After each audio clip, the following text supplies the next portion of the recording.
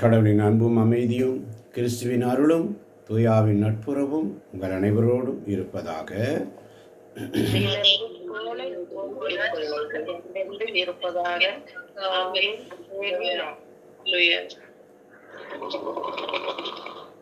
கண்களை மூடி கரங்களை கும்பிட்டு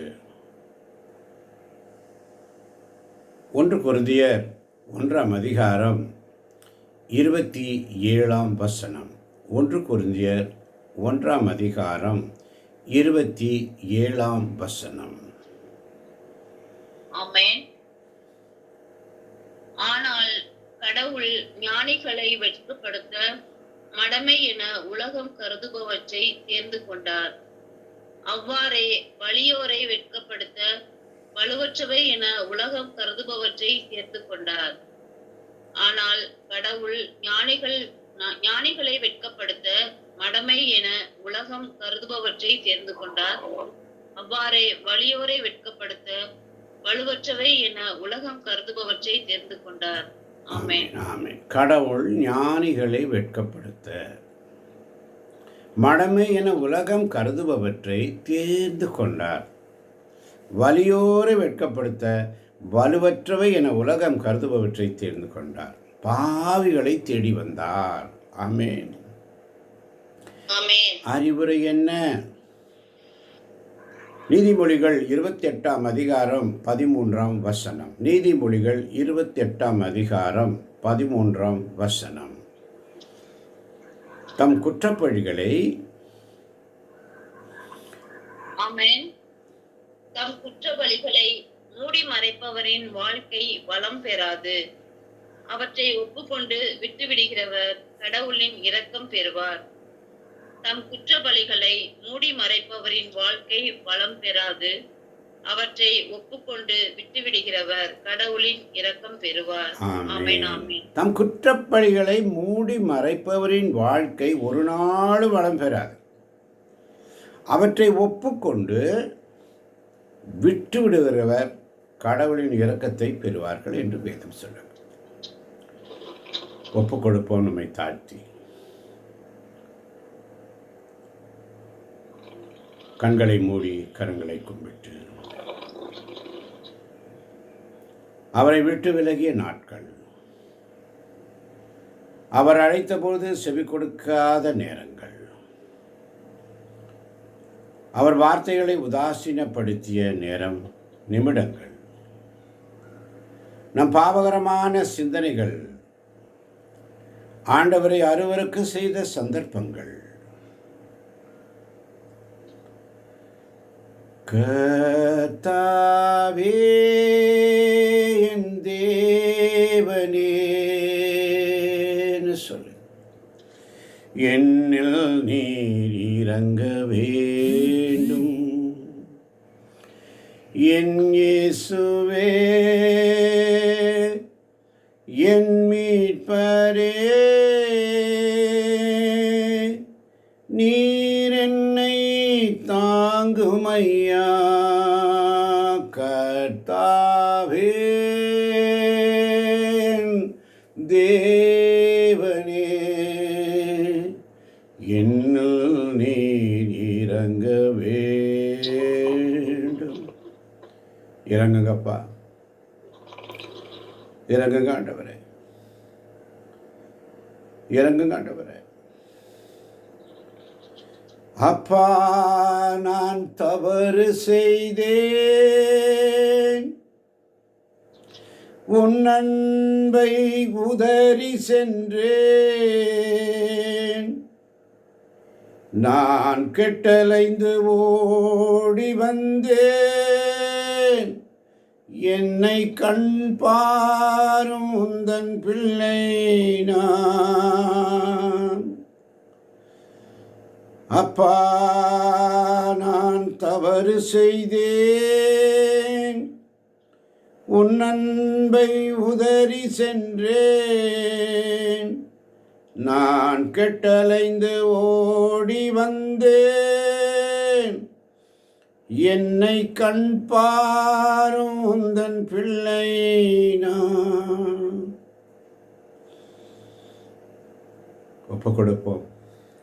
ஆண்டவரே, இந்த அருமையான காலை சந்தர்ப்பத்தை தந்தீரே மக்கு நன்றி ஆண்டவரே. இதோ நாங்கள் இடைவிடா சகாயமாதா பரிந்துரை குழு வழியாக ஒரு மனதாய் உம்முடைய சமூகத்தில் உட்கார்ந்திருக்கிறோம். அன்னை மரியாளின் பரிந்துரையோடு உட்கார்ந்திருக்கிறோம் ஆண்டவரே. அவர் உங்களுக்கு சொல்வதையெல்லாம் செய்யுங்கள் என்று கற்பித்த தாய் மரியாளோடு நாங்கள் இருக்கிறோம் ஆண்டவரே. அவர் உங்களுக்கு சொல்வதையெல்லாம் செய்யுங்கள் என்று சொல்லி இதோ வந்திருக்கிறோம் ஆண்டவரே. நீர் எங்களோடு இடைபடுவீராக. அடியேனை தயை கூர்ந்து என்னை பாரும். நீ என் வாயில் உன் சொற்களை வைத்து நீர் என்னில் இடைபடுவீராக. இதை கேட்கப் போகின்ற ஒவ்வொரு பிள்ளைகளையும் நீரே வழி நடத்துவீராக. பொறுப்பேற்றுக் கொள்ளும் ஆசீர்வதியும் ஆண்டவரே. இந்த ஒரு மணி நேரத்தை முழுமையாக மடத்தில் ஒப்புக் கொடுக்க நீர் எங்களுக்கு ஆதரவாயிரும். தூய ஆவியானவரின் துணை கொண்டு நீர் எங்களோடு செயலாற்றும். வழி நடத்தும் பொறுப்பேற்றுக் கொள்ளும் இயேசுவின் நாமத்தில் ஜெபிக்கிறோம் எங்கள் ஜீவனுள்ள நல்ல தகப்பனே. ஆமென். அல்லேலூயா. முதலாவது காரியம், மற்றவர்களுக்கு விரோதமாக குற்றங்கள் செய்திருந்தால் அவர்களிடமிருந்து மன்னிப்பு பெற வேண்டும். ஆமென். மற்றவர்களுக்கு விரோதமாக குற்றங்கள் செய்திருந்தால் அவர்களிடமிருந்து மன்னிப்பு பெற வேண்டும். முதலாவது காரியம், கடவுள் தரும் மன்னிப்பை நாம் பெற்றுக்கொள்ள செய்ய வேண்டியது என்று சொன்னால், தம் குற்றப்பழிகளை மூடிமடைப்பவரின் வாழ்க்கை வளம் பெறாது. அவற்றை ஒப்புக்கொண்டு விட்டுவிடுவர் கடவுள் இரக்கத்தை பெறுவார் என்று வேதம் சொல்லுகிறார். கடவுள் நம்மை மன்னித்து விட்டார். இப்போ மற்றவர்களுக்கு விரோதமாக குற்றங்கள் செய்திருந்தால் அவர்களிடமிருந்து எப்படி மன்னிப்பு பெறுவது? மத்தேயு செய்தி 5:23 மத்தேயு 5:23 மிக தெளிவாக சொல்லுகிறது, சகோதர சகோதரிகளே, எவருக்கும் உங்கள் மேல் மனத்தாங்கள் உண்டென அங்கே நினைவுற்றால் முதலில் அவரிடம் நல்லுறவு ஏற்படுத்தி கொண்டு மன்னிப்பு பெற அழைக்கப்படுகிறோம். ஜபமாலை சொல்லுகிறோம். 53 மணி, 1000 மணி, 153 மணி கர்த்தர் கற்பித்த ஜபம். எங்களுக்கு எதிராக குற்றம் செய்தவர்கள் நாங்கள் மன்னித்துள்ளது போல என்று ஜெபிக்கிறோம். அதனால தான் இன்னைக்கு ஆண்டவர் நம்மகிட்ட சொல்றது, பிலிப்பியருக்கு எழுதிய திருமுகம் 2ஆம் அதிகாரம் 1 முதல் 5 வரை உள்ள வசனங்கள். பிலிப்பியருக்கு எழுதிய திருமுகம் 2ஆம் அதிகாரம் 1 முதல் 5 வரை உள்ள வசனங்கள் ஒருவர் வாசிக்கலாம். ஆமென். எனவே கிறிஸ்துவிடமிருந்து நீங்கள் ஊக்கம் பெற்றுள்ளீர்களாம். அன்பினாலும் ஆறுதலும் தூய ஆவினால் தோழமையும் பரிவுள்ளமும் இரக்கமும் கொண்டுள்ளீர்களாம்.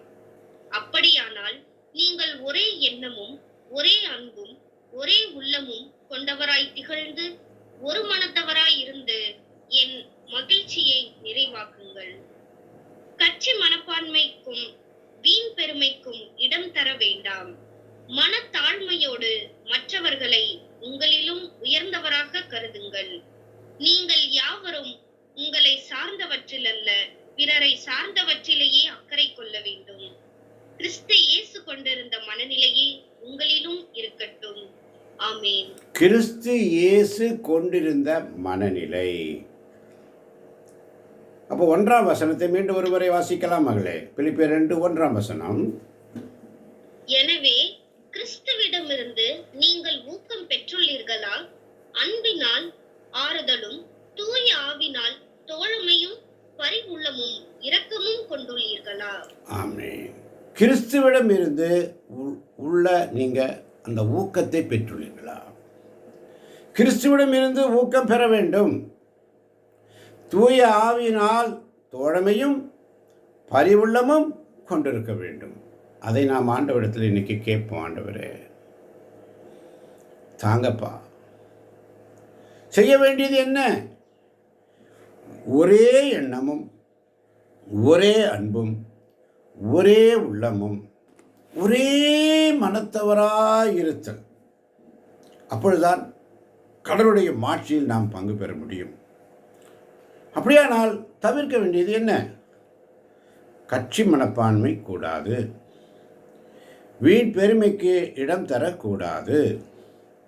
மற்றவர்கள் மீது அக்கறை கொண்டவர்களாக இருத்தல் வேண்டும். அப்படியானால் நமக்கு கிடைக்கின்ற ஆசீர்வாதம் என்ன? வேதம் தெளிவாக சொல்லுகிறது. எபிரேயருக்கு எழுதிய திருமுகம் 8ஆம் அதிகாரம் 10 முதல் 12 வரை உள்ள வசனங்கள். எபிரேயர் 8ஆம் அதிகாரம் 10 முதல் 12 வரை உள்ள வசனங்கள். ஆமென். அந்நாட்களுக்கு பின் இஸ்ரேல் வீட்டாரோடு நான் செய்யவிருக்கும் உடன்படிக்கை இதுவே. என் சட்டத்தை உள்ளத்தில் பதிப்பேன், அதை அவர்களது இதயத்தில் எழுதி வைப்பேன். நான் அவர்களின் கடவுளாய் இருப்பேன், அவர்கள் என் மக்களாய் இருப்பார்கள் என்கிறார் ஆண்டவர். இனிமேல் எவரும் ஆண்டவரை அறிந்து கொள்ளும் என தம் அடுத்தவருக்கோ சகோதரர் சகோதரிகளுக்கோ கற்றுத்தர மாட்டார். ஏனெனில் அவர்களுள் பெரியோர் முதல் சிறியோர் வரை அனைவரும் என்னை அறிந்து கொள்வர். அவர்களது தீச்செயலை நான் இரக்கத்தோடு மன்னித்து விடுவேன், அவர்களுடைய பாவங்களை இனிமேல் நினைவு கூற மாட்டேன். ஆமென். மீண்டும் ஒரு முறை எபிரேயர் 8ஆம் அதிகாரம் 10 முதல் 12 வரை உள்ள வசனங்களை வாசிக்கலாம். எபிரேயர் 8ஆம் அதிகாரம் 10 முதல் 12 வரை உள்ள வசனங்களை ஆமென். அந்நாட்களுக்கு பின் இஸ்ரேல் வீட்டாரோடு நான் செய்யவிருக்கும் உடன்படிக்கை இதுவே. என் சட்டத்தை உள்ளத்தில் பதிப்பேன், அதை அவர்களது இதயத்தில் எழுதி வைப்பேன். நான் அவர்களின் கடவுளாய் இருப்பேன், அவர்கள் என் மக்களாய் இருப்பார்கள் என்கிறார் ஆண்டவர்.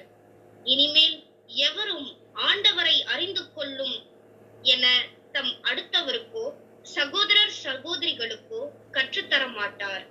ஏனெனில் அவர்களுள் பெரியோர் முதல் சிறியோர் வரை அனைவரும் என்னை அறிந்து கொள்வர்.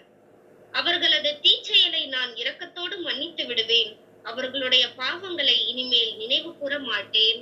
ஆமென். ஆமென். அவர்களது தீச்செயலை நான் இரக்கத்தோடு மன்னித்து விடுவேன், அவருடைய பாவங்களை இனிமேல் நினைவு கூற மாட்டேன். நினைவு கூற மாட்டார். இப்போ செய்ய வேண்டியது என்ன? மற்றவர்கள் மீது உள்ள கசப்பு மனப்பான்மையை நீக்க வேண்டும். காயினாவிலே பார்க்கிறோம், மற்றவர்கள் மீது உள்ள கசப்பு மனப்பான்மை நீக்க வேண்டும். ஒரு மன்னிக்க முடியாத சுபாவம், ஒரு கசப்பு தன்மை கொண்டது. ஏசா ஒரு கப்பு கூழுக்காக தன் சகோதரனுடைய அந்த மூத்த மகனுடைய புத்திர பாக்கியத்தை அவன் இழந்தான். அல்லேலூயா. ஆமன் பார்த்தவர்களே, உங்களுள் எவரும் கடவுளின் அருளை இழந்து விடாமல் இருக்க பார்த்து கொள்ளுங்கள்.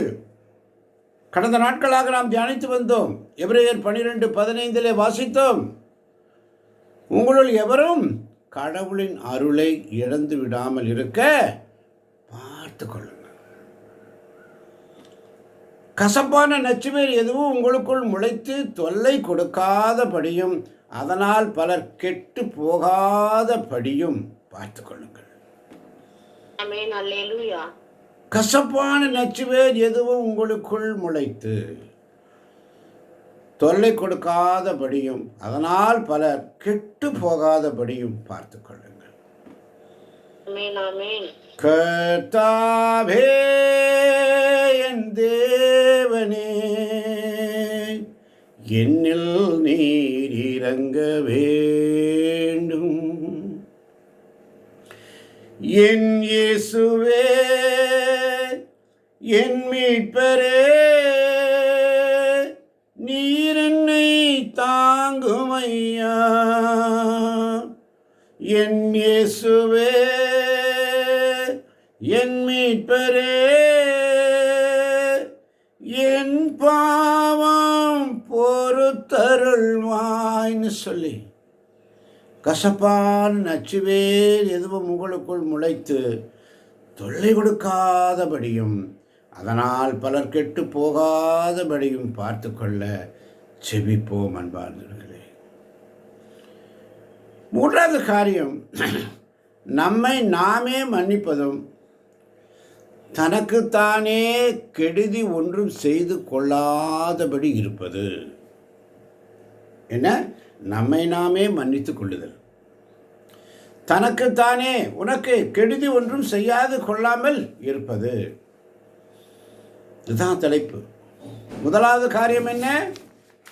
கடவுள் தரும் மன்னிப்பை பெற்றுக்கொள்ள செய்ய வேண்டியது தன் குற்றப்பழிகளை மூடி மறைக்காமல் அவற்றை ஒப்புக்கொண்டு விடுவிக்கிறவர் கடவுளின் இரக்கத்தை பெறுவார்கள்.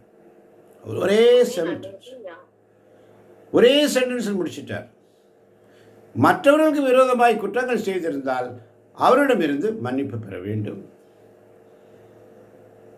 சகோதர சகோதரிகள் எவருக்கும் உங்கள் மேல் மனத்தாங்கள் உண்டன அங்கே நினைவுற்றால் முதலில் அவரிடம் போய் நல்லுறவு ஏற்படுத்தி கொண்டு மன்னிப்பு பெற அழைக்கப்படுகிறோம். தாழ்மையும் ஒற்றுமை உள்ள மனம் வேண்டுமா? பிலிப்பியர் 2:1-5 முதல் உள்ள வசனங்களை வாசித்தோம். கிறிஸ்துவிடமிருந்து ஊக்கம் பெற்றிருக்கிறோமா? தூய ஆவியால் ஆட்கொள்ளப்பட்டிருக்கிறோமா? தோழமையும் பரிவுள்ளமும் கொண்டிருக்கிறோமா? ஒரே எண்ணமும் ஒரே அன்பும் ஒரே உள்ளமும் ஒரே மனத்தவராக இருக்கிறோமா? அப்போதாங்க கடவுளுடைய மாட்சியில் நாம் பங்கு பெற முடியும். கட்சி மனப்பான்மை நமக்குள்ளே இருக்குதா? விட்டு ஒழிப்போம். வீண் பெருமைக்கு இடம் தர வேண்டாம். மற்றவர்கள் மீது அக்கறை கொண்டவர்களாக வாழ முயற்சி செய்வோம். அப்படி செய்யும் பொழுது கடவுளை எப்படி நம்மளுக்கு மன்னிக்கிறார்னு சொன்னால், அவர்களது தீச்செயலே நான் இரக்கத்தோடு மன்னித்து விடுவேன். அவருடைய பாவங்களை இனிமேல் நினைவு கூற மாட்டேன். ஆமாம் பாதர்களே. அப்போ நம்மை நாமே மன்னித்துக் கொள்வது எப்படி?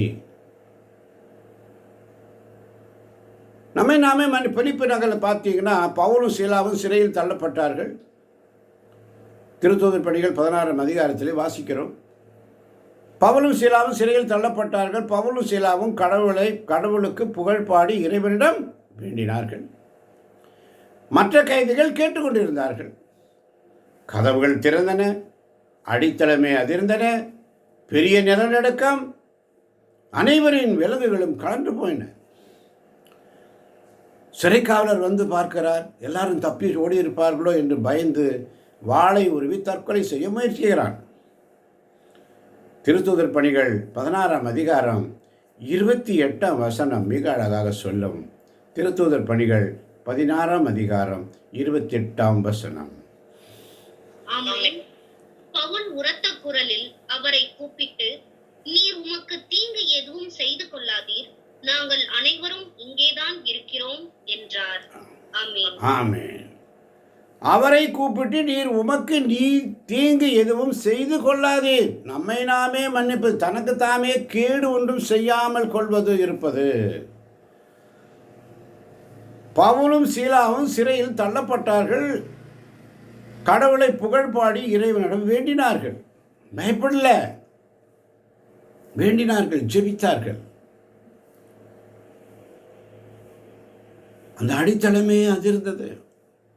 பெரிய நிலநடுக்கம் போல இருந்துச்சு. ஜெபத்தின் வல்லமை. கட்டுகள் உடையும், நோய்கள் நீங்கும். துதியின் வல்லமை. துதியின் ஆடை அணிந்து துயரமெல்லாம் மறந்து துதித்து மகிழ்ந்திருப்போ, தூயவரில் மகிழ்ந்திருப்போன்னு சொல்லி இப்போ சிறைக்காவலர் என்ன பண்ணுறாரு? நடுங்கியவாறே பவுல் சீலா ஆகியோரின் காலில் விழுந்தார். அவருடைய கண்கள் திறந்தது. மீட்பு அடைய என்ன செய்ய வேண்டும் என்று கேட்கிறார். ஆண்டவராக இயேசுவின் மேல் நம்பிக்கை கொள்ளும், அப்பொழுது நீரும் வீட்டாரும் மீட்படைவீர்கள். உடனே அந்த சிறைக்காவலர் என்ன பண்ணுறாரு? அவர்கள் காயங்களை கழுவினார்கள், திருமுழுக்கு பெற்றார்கள், விடுதலை செய்தார்கள். அதனால தான் தம்மை நாமே மன்னித்து மீட்படைந்து இயேசுவை ஏற்றுக்கொண்டார். ஊழியக்காரனாக மாறினார். கால்களையும் காயங்களையும் கழுவியதன் மூலமாக. அல்லேலூயா. தற்கொலை முயற்சி ஒரு நாளும் பிரச்சனைக்கு முடிவு அல்ல. சபையுரையாளர் 7ஆம் அதிகாரம் 17ஆம் வசனத்தில் வாசிக்கிறோம், தீமை செய்வதிலும் மூடராய் இருப்பதிலும் வெறி கொண்டவராய் இராதீர். அன்பார்ந்தவர்களே, காலம் வருமுன் நீர் ஏன் சாக வேண்டும்? அதனால தான் சபையுரையாளர் 7:18 சொல்லுகிறது,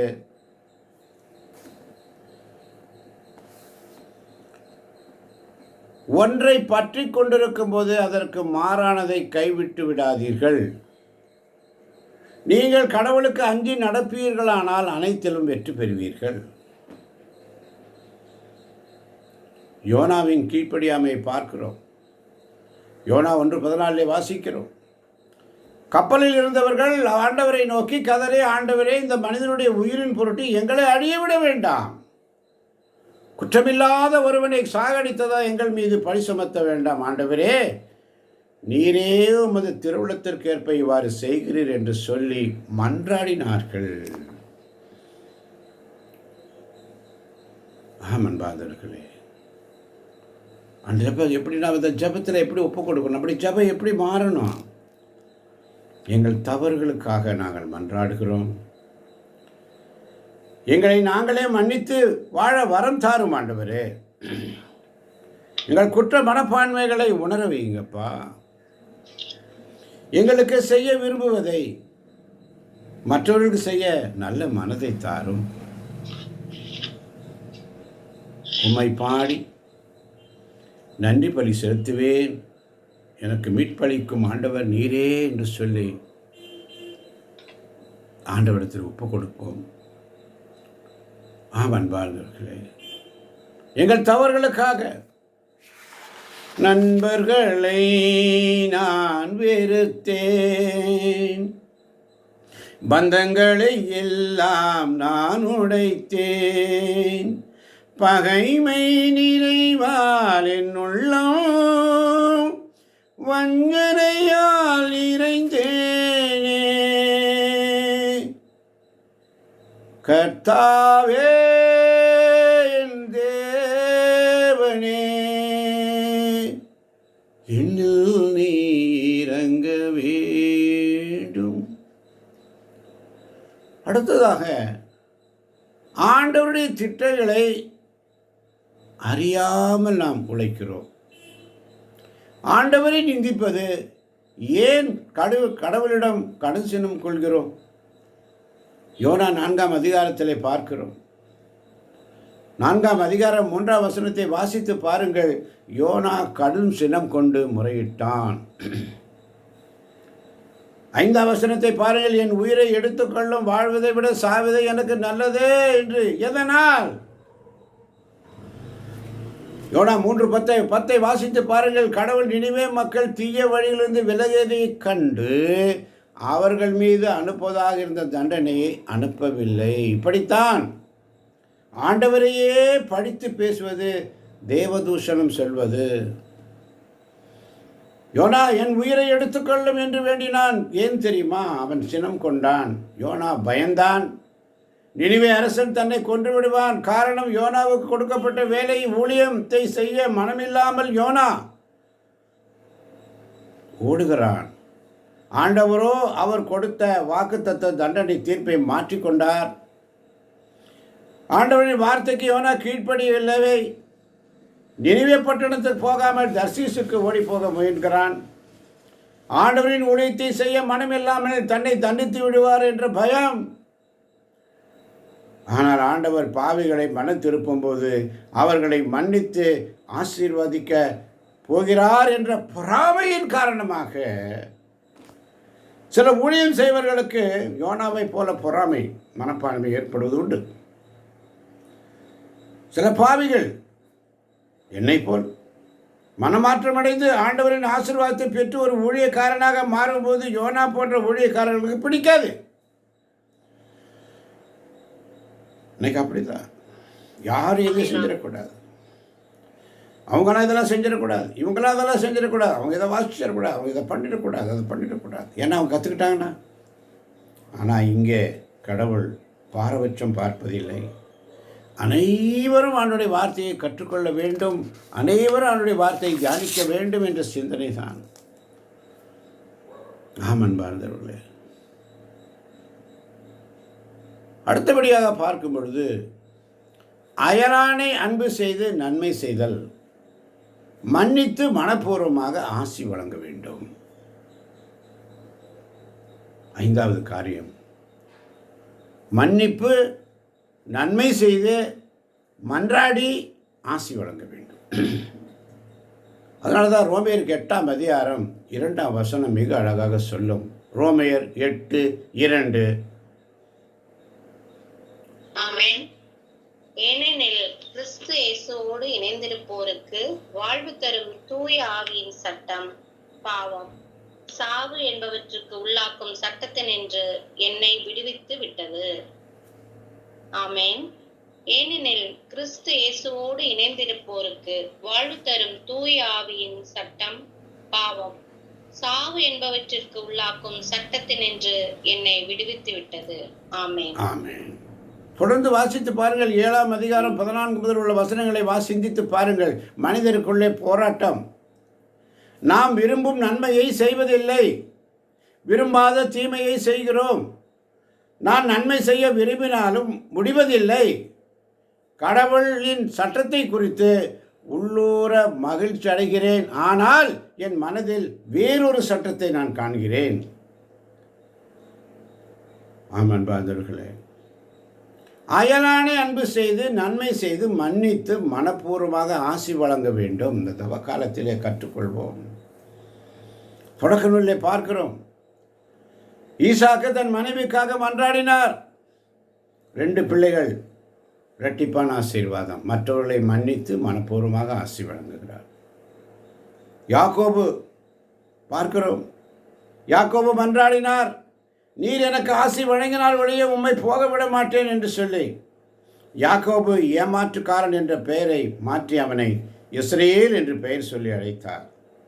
நீ பலுகி பெருகிய ஆசீர்வாதங்கள் ஆபிரகாம், ஈசாக்கு, யாக்கோபு, ஏசா சந்திப்பிலே அவர்கள் பகைவர்களாக இருந்தாலும் உமது பார்வையில் தயை கிடைத்திருப்பது உண்மை என்றால் நான் தரும் அன்பளிப்பை ஏற்றுக்கொள்ளும் என்று யாக்கோபு ஏசாவை பார்த்து சொல்லுகிறான். தொடக்க நூல் 33:10 வாசித்து பாருங்கள். தொடக்க நூல் 33:10.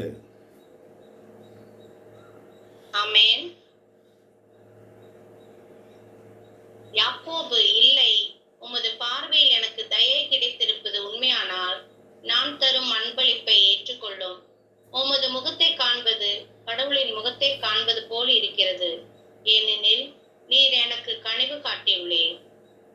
யாக்கோபு, இல்லை, உமது பார்வையில் எனக்கு தயை கிடைத்திருப்பது உண்மையானால் நான் தரும் அன்பளிப்பை ஏற்றுக்கொள்ளும். உமது முகத்தை காண்பது கடவுளின் முகத்தை காண்பது போல் இருக்கிறது, ஏனெனில் நீர் எனக்கு கனிவு காட்டியுள்ளீர். ஆமென். ஆமென். ஒரு கப்பு கூழுக்காக ஏமாற்றினான் யாக்கோபு. யாக்கோபையும் மன்னித்தார். அவன் ஏமாற்றுக்காரன் என்ற பெயரை மாற்றி அவனுக்கு இஸ்ரவேல் என்று பெயரிட்டார். இங்கே யாக்கோபு தன் சகோதரனுக்கு அன்பளிப்பை கொடுக்கிறான். அயலானை அன்பு செய்து நன்மை செய்து மன்னித்து மனப்பூர்வமாக ஆசி வழங்குதல். தவக்காலத்திலே ஏனெனில் நீர் எனக்கு கனிவு காட்டியுள்ளீர் என்று அந்த அன்பளிப்பை ஏற்றுக்கொண்டான் ஏசா. பகைவரிடம் அன்பு, மன்னித்து அன்பளிப்பு கொடுத்தல். அல்லேலூயா. அல்லேலூயா. யோசேப்பை பாருங்கள், தன் சகோதரர்கள் நம்மை கொலை செய்ய முயற்சி செய்திருந்தாலும் வெறுத்திருந்தாலும் மன்னித்து பஞ்சத்தால் வாடின போது ஆசி வழங்குகிறார், தானியங்களை கொடுக்கிறார். யோசேப்புக்கு கிடைத்த ஆசீர்வாதம் 110 ஆண்டுகள் உயிர் வாழ்ந்து 3ஆம் தலைமுறையை பார்க்கும் வரை உயிர் வாழ்ந்தார். மோசே தன் மக்களுக்காக மன்றாடினார். ஆண்டவரை நேருக்கு நேர் சந்தித்த மோசையை போல் இறைவாக்கின வேறு ஒருவரும் இஸ்ரேல் இதுகாரம் எழுந்ததில்லை. பாதர்களே, ஆண்டவர் ஆசி கூற வேண்டிய முறைப்படி நமக்கு கற்றுக் கொடுத்திருக்கிறார். என்னாகமம் 6ஆம் அதிகாரம் 22 முதல் 27 வரை உள்ள வசனங்களை வாசித்து பாருங்கள். ஆண்டவர் உனக்கு ஆசி வழங்கி உன்னை காப்பாராக. ஆண்டவர் தன் திருமுகத்தை உன்மேல் ஒளிர செய்து உன்மீது அருள் பொழிவாராக. ஆண்டவர் தம் திருமுகத்தை உன் பக்கம் திருப்பி உனக்கு அமைதி அருள்வாராக. இவ்வாறாகவே நம் உலகில் உள்ள அனைத்து இனத்தாருக்கும் அன்பு செய்து ஒருவரை மன்னித்து ஆசீர்வாதம் என்ற அன்பளிப்பை ஒருவர் மற்றவர்களுக்கு நிலைநாட்டும் பொழுது நானும் அவர்களுக்கு ஆசி வழங்குவேன் என்ற வாக்குத்தத்தம் நிறைவேற ஆண்டவரை துதிப்போம். ஆசீர்வதியும் எம்மை ஆசீர்வதியும், ஆசீர்வதியும் எம்மை ஆசீர்வதியும்னு சொல்லி 5 காரியங்களை பார்த்தோம். தேவனால் நமக்கு கிடைக்கும் மன்னிப்பு முதலாவது காரியம். 2வது காரியம், மற்றவர்களுக்கு எதிராக குற்றம் செய்திருந்தால் அவர்களிடமிருந்து மன்னிப்பு 2வது காரியம். நம்மை நாமே மன்னித்துக் கொள்வது, நமக்கு தாமே எந்த கெடுதியும் செய்து கொள்ளாமல் தவிர்ப்பது 3வது காரியம். ஆண்டவருடைய திட்டங்களை அறியாமல் அவரை பழி செலுத்துவது, அவருக்கு பழி சொல்வது, அவருக்கு குற்றப்பழியை செலுத்துவது. ஆண்டவரே எனக்கு இந்த துன்பம் என்று சொல்லி ஆண்டவருடைய திட்டங்களை அறியாமல். 5வது காரியம், அயலானை அன்பு செய்து மன்னித்து அன்பளிப்பளித்து ஆசீர்வதிக்க வேண்டிய முறை பற்றி நாம் இன்று தியானித்தோம். அன்பார்ந்தவர்களே, இவை கேட்கப் போகின்ற ஒவ்வொரு பிள்ளைகளையும் தேவன் நிறைவாக ஆசீர்வதிப்பாராக. இந்த தவக்காலத்திலே மன்னிப்பு மன்னிப்பு மன்னிப்பு 5 வகையான காரியங்களை குறித்து ஆண்டவர் நமக்கு கற்று தந்திருக்கிறார். மறப்போம், மன்னிப்போம், ஒவ்வொருவரையும் ஆசீர்வதிப்போம். இயேசுவின் நாமத்தில் பிதாவே, ஆமேன், ஆமேன், ஆமேன்.